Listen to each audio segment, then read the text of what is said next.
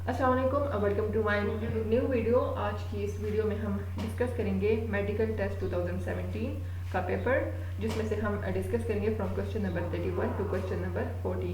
सो start करते हैं question number 31 से। क्वेश्चन नंबर 31 है, 4 beakers containing ethanol, propanol and phenol separately. Aqueous bromine was added to each beaker. A white PPT was produced in one beaker. This beaker contains option A ethanol, option B phenol, option C ethanol and option D propanol. So हमारे पास 4 beakers हैं और जिसमें से है ethanol, propanol और phenol. ये different beakers में है, ये डिफरेंट फंक्शनल ग्रुप हैं और डिफरेंट बीकर्स में प्रेजेंट हैं। तो इसमें से हम ऐड कर देंगे एक्वस ब्रोमीन को। तो जिसमें से कौन सा वाला बीकर होगा जिसमें से वाइट पीपीटी जो है वो प्रोड्यूस्ड हो जाएगा। सो ऑप्शन ए है इथेनॉल, यानी अल्कोहल का ग्रुप है, फिनोल है और इथेनॉल है, अल्डिहाइड का ग्रुप है और प्रोपेनॉन है। तो प्रोपेनॉन जो है ये कीटोन का ग्रुप है। सो 4 बीकर्स हैं और हर एक में ये डिफरेंट प्लेस है। तो अगर हम अल्कोहल का रिएक्शन कर लें विद ब्रोमीन के साथ, for example CH3CH2OH plus bromine in aqueous form, ये हमारे पास प्रेजेंट हो और इसके साथ रिएक्ट कर ले तो ये बनाएगा हमारे पास CH3CH2Br यानी alkyl halide plus water. For example ये एसिडिक रिएक्शन हो, सो ये हमारे पास अल्काइल हैलाइड की फॉर्मेशन करेगा और अल्काइल हैलाइड की जब फॉर्मेशन हो जाएगी तो हमारे पास वो बन जाएगा वाइट पीपीटी, क्योंकि ये इसके साथ रिएक्ट कर लेगा और हमारे पास अल्काइल हैलाइड की फॉर्मेशन हो जाएगी। So it means that beaker in which the white PPT was produced contain ethanol, means alcohol group. So option A जो है इस क्वेश्चन में करेक्ट ऑप्शन है। क्वेश्चन नंबर 32 है कि do differentiate between the white PPT of AgCl and of white PPT of silver bromide. We use silver chloride और silver bromide में differentiation के लिए हम कौन सा सोल्यूशन को यूज करते हैं। सो ऑप्शन ए है dilute solution of sodium hydroxide, option B है dilute solution of lead nitrate, option C है डाइल्यूट सोल्यूशन ऑफ अमोनिया और ऑप्शन डी है dilute solution of iron chloride.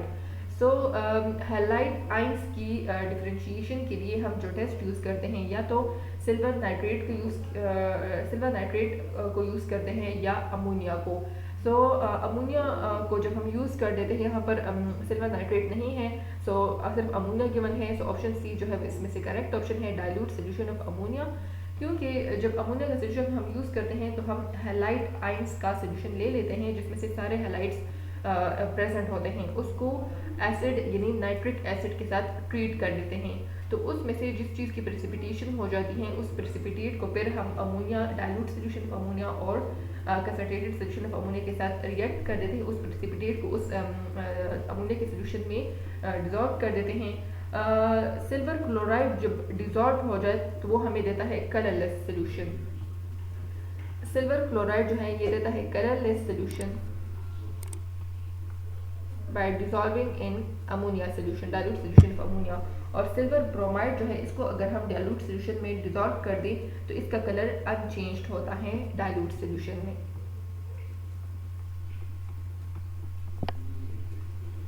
So silver chloride का colourless solution होता है और silver bromide का unchange होता है, इसी वजह से हम इसको डिफरेंशिएशन कर सकते हैं in the dilute solution of ammonia. So question number 32 में करेक्ट ऑप्शन है ऑप्शन सी।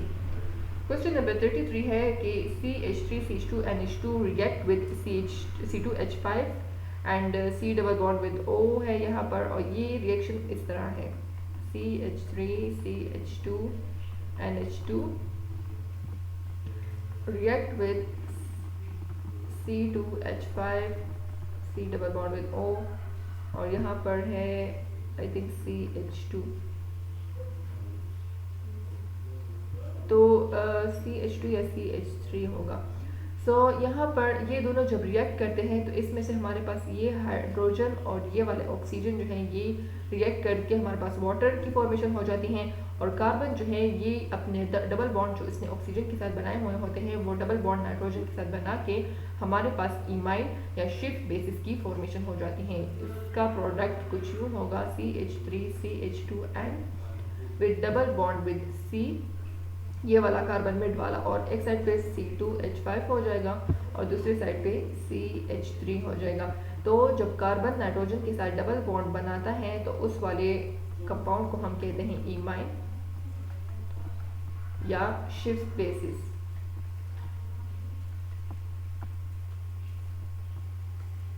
और इसके साथ ये बना देगा वाटर। सो ऑप्शन ए है शिफ्ट bases which is the correct option. Option B है डाइजोनियम साल्ट, उस ये डाइजोनियम साल्ट की फॉर्मेशन नहीं होगी क्योंकि डाइजोनियम साल्ट में nitrogen triple bond with nitrogen के साथ बनाता है। अमाइड भी नहीं है और इमाइन प्लस अमाइड इमाइन है बट अब उसके साथ अमाइड की फॉर्मेशन नहीं है, तो इसी वजह से ऑप्शन डी इनकरेक्ट है। ऑप्शन ए जो है वो करेक्ट ऑप्शन है क्वेश्चन नंबर 33 में, क्योंकि इमाइन की फॉर्मेशन होगी या शिफ्ट बेसिस की फॉर्मेशन होगी। सो option A is the correct option of question number 33। Question number 34 is, if the primer annealing temperature is increased to 94 degree, what will happen? Option A है annealing, option B है extension, option C है no annealing, option D है primer dimer formation। Primer annealing किसे कहते हैं और इसकी temperature को अगर हम इंक्रीज कर ले तो क्या होगा? बायोटेक्नोलॉजी का एक टॉपिक है PCR, पॉलीमरेज चेन रिएक्शन।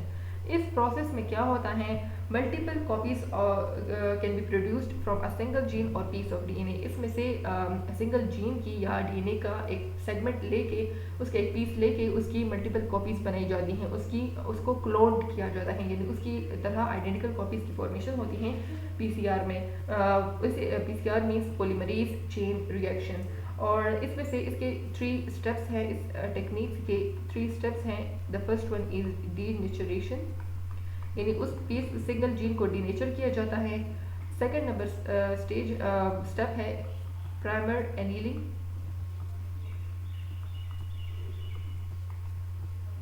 और थर्ड नंबर है एक्सटेंशन या पॉलीमराइजेशन, यानी उस सेगमेंट को एक्सटेंड किया जाता है या उसकी पॉलीमराइजेशन की जाती है। डीनेचरेशन प्रोसेस जो है ये होता है एट हाई टेम्परेचर अप्रॉक्सीमेटली 94। इसके लिए जो टेम्परेचर चाहिए वो है 94 डिग्री। और प्राइमर एनीलिंग के लिए जो टेम्परेचर चाहिए होता है वो लेस टेम्परेचर पर होता है, अप्रॉक्सीमेटली 54 डिग्री। और एक्सटेंशन के लिए ऑप्टिमम टेम्परेचर चाहिए होता है which is approximately equal to 72 degree. So question में है that if the primer annealing temperature, यानी सेकंड नंबर जो स्टेप है PCR में, प्राइमर एनीलिंग का टेम्परेचर अगर हम इंक्रीज कर ले 54 से 94 को, देन व्हाट विल हैपन। तो प्राइमर एनीलिंग का प्रोसेस जो है वो होता है at less temperature at about 54 degree, और अगर इस टेम्परेचर को हम इंक्रीज करके 94 बना दें तो इट मीन्स के एनीलिंग का प्रोसेस जो है वो नहीं होगा, क्योंकि एनीलिंग का प्रोसेस जो है वो होता है 54 डिग्री पे। अगर हम इस टेम्परेचर को बहुत ज़्यादा कम कर दें या बहुत ज़्यादा हाई कर दें तो इट मीन्स के no annealing will be happen. So इसमें से ऑप्शन सी जो है वो करेक्ट ऑप्शन है क्वेश्चन नंबर 30। क्वेश्चन नंबर 35 है choose acid that are showing levelling effect. Option A है HCl, option first number part है HCl और सेकंड नंबर पार्ट है HI, ऑप्शन थर्ड नंबर है HCl और फोर्थ नंबर है HF। Option A है 1 and 4 आता है। सारे ऑप्शंस गिवन है कि इसमें से कौन से पार्ट जो है वो लेवलिंग इफेक्ट शो करते हैं। So what is levelling effect? Levelling effect को हम सॉल्वेंट लेवलिंग इफेक्ट भी कहते हैं, और लेवलिंग इफेक्ट कहते हैं that the effect of solvent on the properties of acid and base. यानी अगर जो स्ट्रॉन्ग बेस जो है वो वाटर में उसका लेवल क्या होगा, क्या वो कम्प्लीटली डिजॉल्व हो जाए, या स्ट्रॉन्ग बेस को हम डिजॉल्व कर दें वाटर में कम्प्लीटली, तो it means that they show levelling effect with water. यानी उसमें से कोई ऊपर नीचे ना हो, सब इक्वली डिजॉल्व हो, so it means that they show levelling effect. अगर वो कम्प्लीटली डिजॉल्व ना हो तो it means that they show differentiating effect. So the strength of strong bases is limited by strong acid, क्योंकि स्ट्रॉन्ग बेसिस जो है वो स्ट्रॉन्ग एसिड जो है वो स्ट्रॉन्ग बेस में कम्प्लीटली डिजॉल्व हो जाता है, और स्ट्रॉन्ग एसिड जो है वो स्ट्रॉन्ग बेस में कम्प्लीटली डिजॉल्व हो जाता है, और स्ट्रॉन्ग बेस जो है वो स्ट्रॉन्ग एसिड में कम्प्लीटली डिजॉल्व हो जाता है। और ये सारे HCl4 जो है HI, HBr, HNO3 ये सारे स्ट्रॉन्ग एसिड हैं, ये कम्प्लीटली आयोनाइज्ड हो जाते हैं वाटर में। So it means that they all show levelling effect with water, यानी उसमें से कोई ये फिर जब डिसोल्यूशन के बाद ये नहीं होता कि ये स्ट्रॉन्ग एसिड रह गया है या नहीं। सो इसमें से हमारे पास फर्स्ट पार्ट है HCl, HI, HCl, ये तीनों जो है ये कम्प्लीटली डिजॉल्व होते हैं और दे शो लेवलिंग इफेक्ट, जबकि HF जो है ये मोर स्ट्रॉन्गर एसिड है, so this can't show levelling effect with water. इसमें से ऑप्शन डी जो है वो करेक्ट ऑप्शन है, दैट HCl, HI और HCl they show levelling effect with water while HF not show leveling effect with water. So option D is the correct option of question number 35.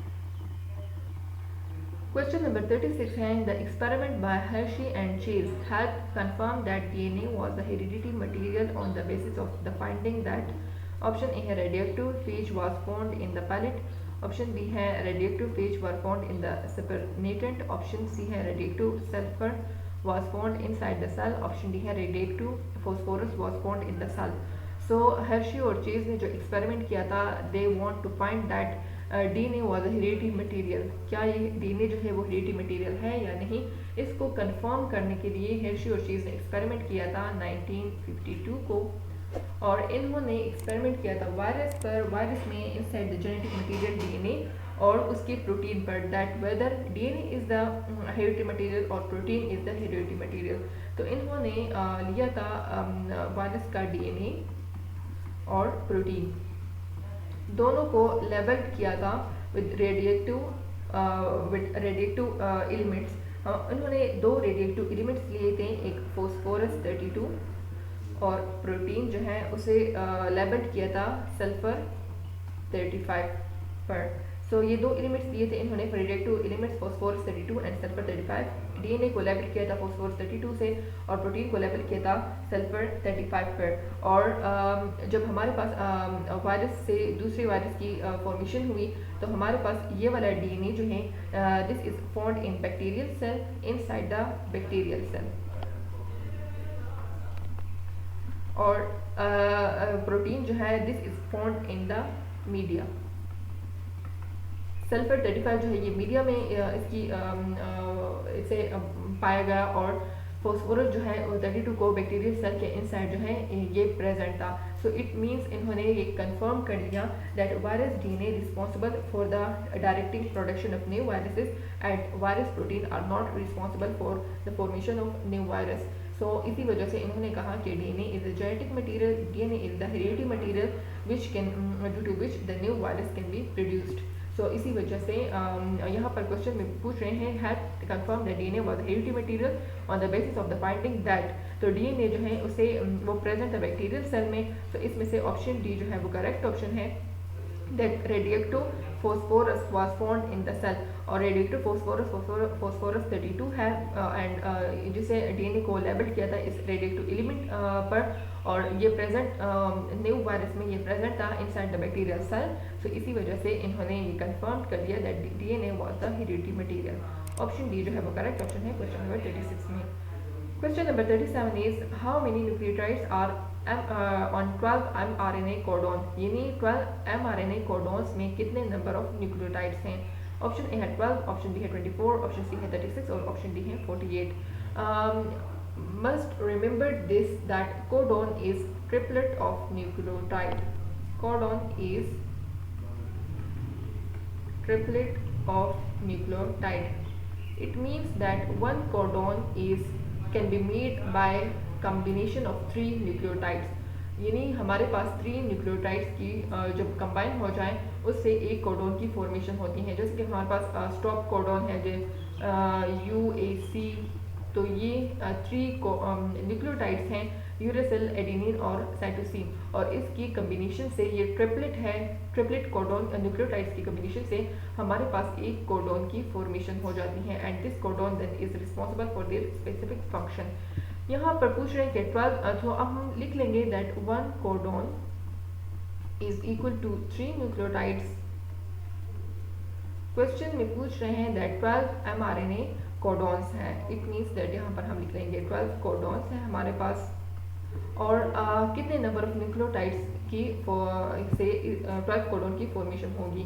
सो इसकी cross multiplication आप कर लो तो यहाँ पर आ जाएगा x, और इसको इसे मल्टीप्लाई कर लो आपके पास आ जाएगा 36। It means that 36 nucleotides are present in 12 codon. So option A है 12, option B है 24, option C है 36 which is the correct option, और option D है 48. So आपने इसी तरह इस टाइप के क्वेश्चन सॉल्व करने हैं. इस टाइप के क्वेश्चन जो हैं वो नम्स के टेस्ट में बहुत ज़्यादा आते हैं. एक ना एक क्वेश्चन उन्होंने ये वाला ज़रूर दिया होता है, या तो 12 गिवन होता है, या 9 गिवन होता है, या 6 गिवन होता है. आपने यही वाला फॉर्मूला यूज़ करना है कि सबसे पहले आपने लिखना है 1 codon is equal to 3 nucleotides, और उसके बाद जो क्वेश्चन में आपको अगर फॉर एग्जांपल कोडॉन गिवन हो तो कोडॉन के नीचे कोडॉन लिख ले, अगर आपको न्यूक्लियोटाइड गिवन हो तो न्यूक्लियोटाइड के नीचे न्यूक्लियोटाइड लिख ले, और इसी तरह क्रॉस मल्टीप्लिकेशन करके आपके पास कोडॉन की नंबर आ जाएगा अगर क्वेश्चन में कोडॉन का पूछ रहे हैं, और अगर न्यूक्लियोटाइड का पूछ रहे हैं तो आपके पास न्यूक्लियोटाइड की नंबर आ जाएगी. So option C is the correct option of question number 37. Question number 38 is, which of the following is a suitable vector to be incorporated with a large external DNA fragment?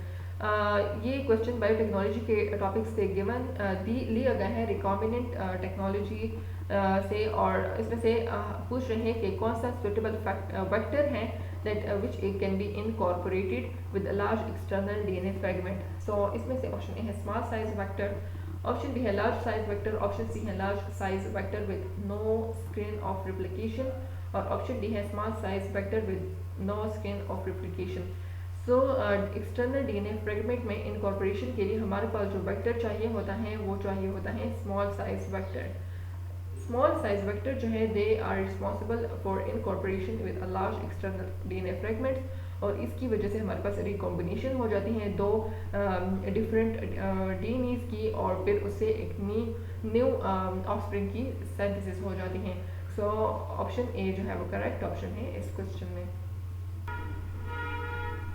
Question number 39 है, a value for the acceleration of free fall on earth is given as 10 plus minus 2 meter per second square. Which statement is correct? Option A है the value is accurate but not precise. Option B है the value is both precise and accurate. Option C है the value is neither precise nor accurate. Option D है the value is precise but not accurate. हमें एक measurement हुई है acceleration of free fall body की on earth, और उसकी measurement जो है वो है 10 प्लस माइनस 2 मीटर पर सेकेंड स्क्वायर, और इसका पूछ रहे हैं that this value is accurate और प्रीसाइज. एक्यूरेसी के लिए आपने किस चीज़ को देखना है? एक्यूरेसी के लिए आपने देखना है दैट उसका रिलेटिव अनसर्टेनिटी या फ्रैक्शनल एरर क्या है, और फ्रैक्शनल एरर को आपने कैसे फाइंड करना है? सो वो आपने फाइंड करना है least count divide by total measurement, यानी टोटल जो है वो 10 है और लीस्ट काउंट उसका है 2. इसको आप डिवाइड कर ले तो आपके पास आ जाएगा 0.2. फॉर एग्जाम्पल हमारे पास फ्रैक्शनल एरर या रिलेटिव अनसर्टिनिटी वो बहुत ज़्यादा कम हो तो इट मीन्स दैट एक्यूरेसी उसकी ज़्यादा है, क्योंकि ये दोनों इनवर्स रिलेशन में है एक दूसरे के साथ. जब रिलेटिव अनसर्टेनिटी या फ्रैक्शनल एरर बहुत ज़्यादा कम हो it means that accuracy is high. अगर फ्रैक्शनल एरर हाई हो तो it means accuracy is very low. So यहाँ पर फ्रैक्शनल एरर 0.2 है, 0.2 is less, so it means their accuracy will be high. So इस रीडिंग इस मेजरमेंट का accuracy जो है दिस वैल्यू इज एक्यूरेट. अब हम देखते हैं that whether this is precise और नॉट. प्रिसिशन के लिए किसी वैल्यू की प्रिसिशन को फाइंड करने के लिए ये वाला रिलेशन आपने यूज करना है that precision is inversely proportional to least count. जब किसी मेजरमेंट की लीस्ट काउंट बहुत ज़्यादा हाई हो it means they are less precise, और अगर लीस्ट काउंट बहुत ज़्यादा कम हो it means more precise. Precision और लीस्ट काउंट का भी इन्वर्स रिलेशन है. सो इसी वजह से जब एक की वैल्यू हाई होगी तो दूसरी की वैल्यू कम होगी. सो यहाँ पर लीस्ट काउंट है हमारे पास 2 and 2 is high value, it means that their least count is high, so it means they are less precise. So हमारे पास मेजरमेंट है 10 plus minus 2, it means that यानी ये 10 प्लस 2 भी हो सकता है और 10 माइनस 2 भी हो सकता है, यानी बिटवीन द 12 और 8 की बिटवीन जो है ये मेजरमेंट है फ्री फॉल बॉडी की. और यहाँ पर इसका एक्यूरेसी और प्रिसिशन के पूछ रहे हैं. सो फ्रैक्शनल एरर जो है इसका 0.2 है which is less, so it means this value is accurate, और their least count is very high, so it means their precision is less. So this value is more accurate and less precise. So इसमें से option A जो है वो correct option है, which is the value is accurate but not precise. And ये जो है आपको पता चल गया है that how this is accurate and how they are not precise. So option A is the correct option of this question. Question number 40 है, which experimental technique reduces the systematic error of the quantity being investigated. कौन सा experimental technique जो है वो use किया जाता है for reducing the systematic error. Option A है adjust an ammeter to remove its zero error before measuring a current. Option B है measuring several internodal distances on a standing wave to find the mean internodal distance. Option C है measuring the diameter of a wire repeatedly and calculating the average. Option D है timing a large number of oscillation to find a period. हमारे पास error first year के physics के book में जो first chapter है उसमें topic है error और उसकी फर्दर 3 टाइप्स हैं। First one is personal error, second one is systematic error और third one is random error. First one है हमारे पास पर्सनल एरर, जो कास्ट होता है due to a person which is doing experiment. जो एक्सपेरिमेंट करता है उसकी वजह से जो एरर आ जाता है एक्सपेरिमेंट में, this is known as personal error. Personal error के जो रिस्पॉन्सिबल पर्सन है और पर्सनल एरर को रिमूव करने के लिए पर्सनल एरर के जो रिस्पॉन्सिबल पर्सन है वो साइंटिस्ट जो एक्सपेरिमेंट परफॉर्म कर रहा है किसी लैब में, तो उसकी वजह से जो एरर आ जाए उस कहते हैं पर्सनल एरर। सिस्टमेटिक एरर जो है ये कास्ट होता है सिस्टम की वजह से, यानी सिस्टम में कोई खराबी हो, वो ठीक ना हो या ठीक काम ना कर रहा हो, तो उसकी वजह से एरर आ जाए, उसे कहते हैं सिस्टमेटिक एरर।